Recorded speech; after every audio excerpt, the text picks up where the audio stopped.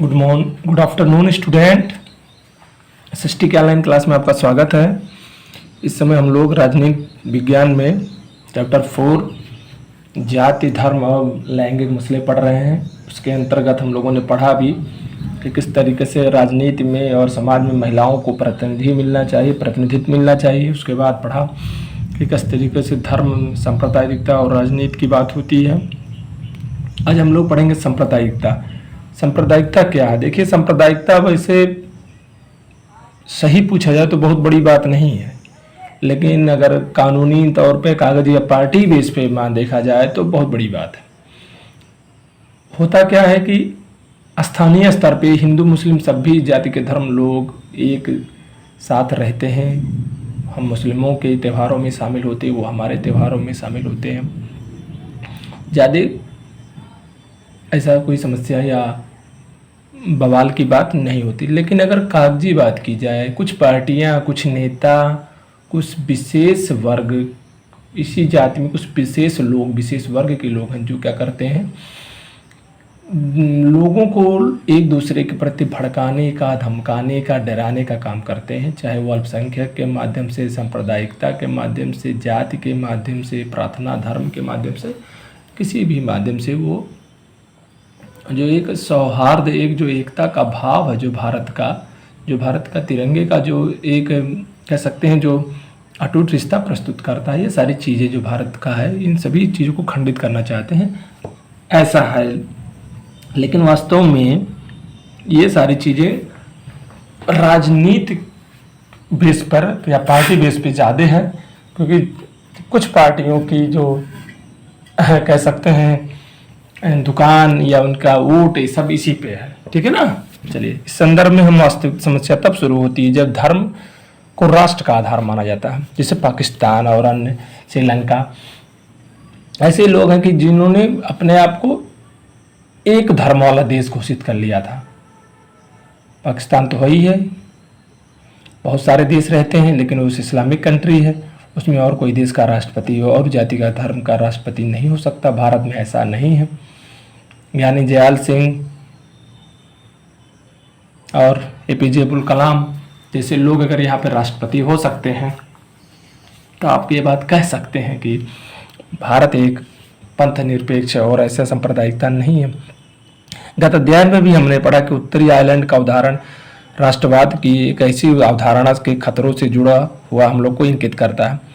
यह समस्या और विकराल रूप धारण कर लेती है जब राजनीति में धर्म की अभिव्यक्ति एक विशिष्ट समुदाय के दावे और वृक्षारोपण कर लेने का बात है। जैसे मैंने अभी आपको समझाया था कि किसी एक पार्टी द्वारा किसी एक जाति संप्रदाय को विशेष महत्व देना। जैसे मैंने बताया था कि मायावती जो बसपा थी माननीय काशीराम जी की, वो इसलिए उन्होंने निर्माण किया था कि वो दलितों का काम करके, मुलायम सिंह ने ओबीसी का किया, लेकिन बाद में धीरे धीरे एक विशेष जाति वर्ग पे वो भी केंद्रित हो गई। ये सारी चीज़ें क्या होती हैं, तब बहुत विनाशक रूप धारण कर लेती हैं जब ऐसा होता है।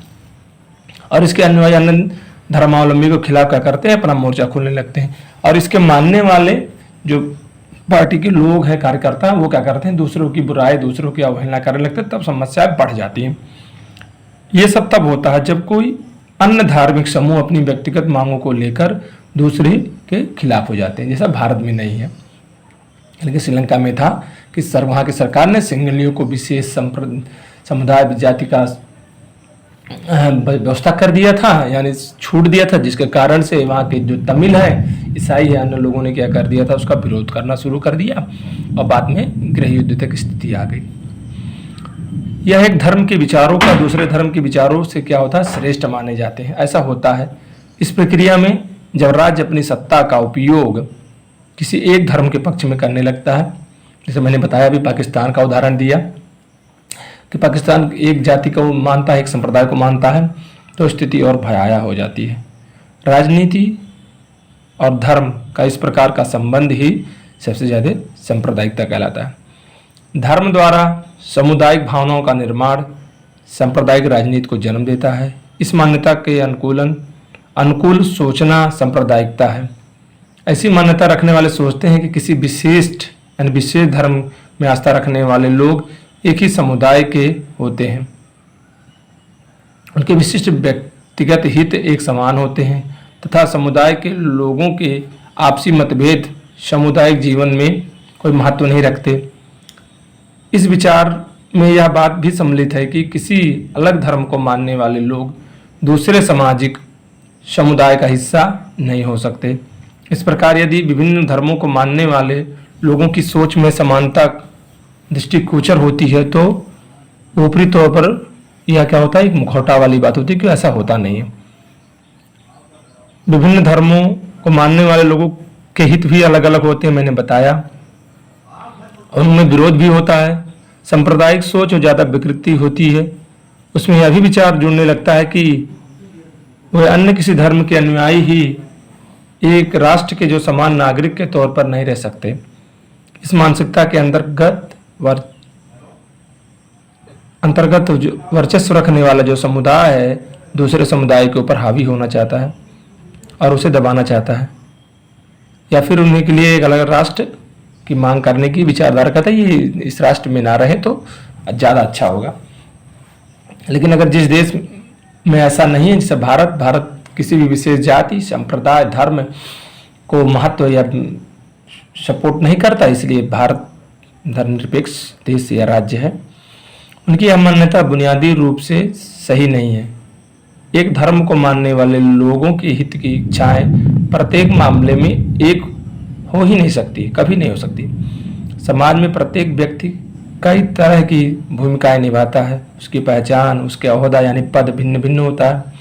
प्रत्येक समुदाय में भिन्न भिन्न विचारधारा के लोग रहते हैं, इन सभी के अपने विचार रखने का अधिकार होता है, और एक ही धर्म से जुड़े लोगों के भी अलग अलग भिन्न भिन्न क्या होती हैं, विचारधाराएं होती हैं। भिन्न भिन्न विचार आवाज़ों को दबाना राजनीति में सांप्रदायिकता भी भिन्न भिन्न रूपों में हो सकती है। क्या क्या है देखते हैं। सांप्रदायिकता की सबसे सामान्य व्यक्ति दैनिक जीवन में ही दिखाई देती है। इनमें धार्मिक पूर्वाग्रह मतलब पहले से किसी जाति धर्म के प्रति अपने विचार को बना लेना बिना किसी से मिले सोचे। धार्मिक समुदायों के बारे में पहले से बनी धारणाओं और अपने ही धर्म को महान मानने के व्यक्ति सांप्रदायिकता की झलक दिखाते हैं। जैसे किसी एक जाति के लोग हों और वो कहें कि मेरा धर्म सर्वश्रेष्ठ है, बाकी आगे वाले का धर्म सर्वश्रेष्ठ नहीं है, बेकार है, तो ऐसे में दूसरे वाले के प्रति क्या होगी, उनके भाव में मन में कुंठा और गलत विचारधारा उत्पन्न होंगी। ये बातें हमारे अंदर ही बैठी होती हैं, परंतु ये सम्मान होने के कारण प्रायः हम सभी इस पर ध्यान नहीं देते, क्योंकि बहुत बड़ी बात नहीं होती है। दूसरा क्या है, सांप्रदायिकता अपने ही समुदाय को ही राजनीति में उच्च स्थान स्थापित कराना चाहती है। और होता क्या है, ये लोग चाहते हैं कि जो भी पार्टियां सरकार रहें वो हमारे ऊपर एक विशेष प्रकार का क्या लाभ या विशेष प्रकार की अनुभूति या अधिकार दें। बहुसंख्यक समुदाय के लोग इस प्रयास में बहुसंख्यकवाद को जन्म देते हैं और अल्पसंख्यक समुदाय स्वतंत्र राजनीतिक इकाई बनाने हेतु क्या हो जाता है, अप्रयास होने लगता है। जब एक जाति विशेष जो बहुसंख्यक रूप में है, किसी एक विशेष जाति जो अल्पसंख्यक के रूप में है उसे दबाने की कोशिश करेगी, तो बहुसंख्यक की अपेक्षा अल्पसंख्यक अपने आप को क्या करेगी, असुरक्षित महसूस करेगी और वो सीधी सी बात है, वो सुरक्षा का प्रयास करेगी। राजनीतिक गोलबंदी सामुदायिक आधार पर की गई राजनीति का ही दूसरा रूप है।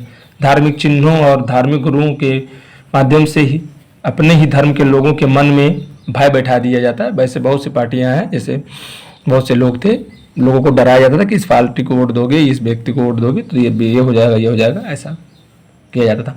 चुनावी राजनीति में एक ही धर्म को मानने वाले लोगों की भावनाओं या हितों की बातों को उठाना जैसे प्रायः अपनाए जाते हैं। ये सारी बातें बहुत भयंकर हैं और बहुत खराब हैं, फ्यूचर के लिए भी और वर्तमान के लिए भी। संप्रदाय के नाम पर होने वाली हिंसा, अपराध, दंगे सांप्रदायिकता की सबसे बड़ी भयानक और अवांछित और खतरनाक रूप है। विभाजन के समय भारत और पाकिस्तान में भयानक सांप्रदायिक दंगे हुए थे। स्वतंत्रता के बाद भी बड़े पैमाने पर सांप्रदायिकता फैली दंगे हुए।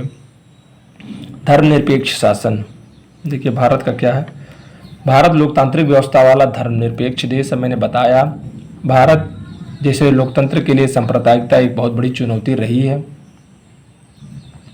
हमारे संविधान निर्माता इस चुनौती को अच्छी तरीके से समझते थे, इसलिए उन्होंने धर्मनिरपेक्ष शासन को चुना और इसके आधार पर ही संविधान में कई प्रावधान किए। जैसे भारत का अपना कोई धर्म नहीं होगा, जैसे श्रीलंका में बौद्ध धर्म, पाकिस्तान में इस्लाम धर्म और इंग्लैंड में ईसाई धर्म को विशेष दर्जा रहा, ऐसा भारत इसके विपरीत भारत में का संविधान किसी भी धर्म को विशेष दर्जा नहीं देता। दूसरा, संविधान सभी नागरिकों और समुदायों को किसी भी धर्म का पालन करने और प्रचार प्रसार करने की पूर्णतः छोड़ देता है। संविधान धर्म के आधार पर किए जाने वाले किसी भी तरह के भेदभाव को असंवैधानिक घोषित करता है। इसके अतिरिक्त हमारा संविधान धार्मिक समुदाय में समानता रखने के लिए शासन के धार्मिक मामलों में हस्तक्षेप करने का अधिकार देता है, जैसे यह छुआछूत को भारतीय कानून में मान्यता नहीं देता। बहुत सारी ऐसी चीज़ें। इस रूप में देखें तो धर्मनिरपेक्षता कुछ दलों और अथवा व्यक्तियों की विचारधारा मात्र नहीं है, यह विचारधारा हमारे संविधान की मुख्य श्रृंखला में है, यानी हमारे उद्देश्य हमारी प्रस्तावना में है। सांप्रदायिकता हमारे देश में सिर्फ कुछ लोगों के लिए नहीं अपितु भारत की बुनियादी अवधारणा के लिए एक बहुत बड़ी चुनौती और खतरा है। धर्मनिरपेक्ष संविधान होना आवश्यक है, परंतु सिर्फ इसके आधार पर सांप्रदायिकता का मुकाबला करना एक कठिन और असंभव कार्य है। इसके लिए हमें अपने प्रतिदिन के सांप्रदायिक पूर्वाग्रह जो विचार है हमारे उसको और समाज में व्याप्त दुष्प्रचारों को भी समाप्त करना चाहिए। धर्म पर आधारित जो गोलबंदी का सामना राजनीति के दायरे में करने की आवश्यकता भी हमें है। अगला जो टॉपिक है वो है राजनीति और जाति। इसे हम लोग आगे पढ़ेंगे।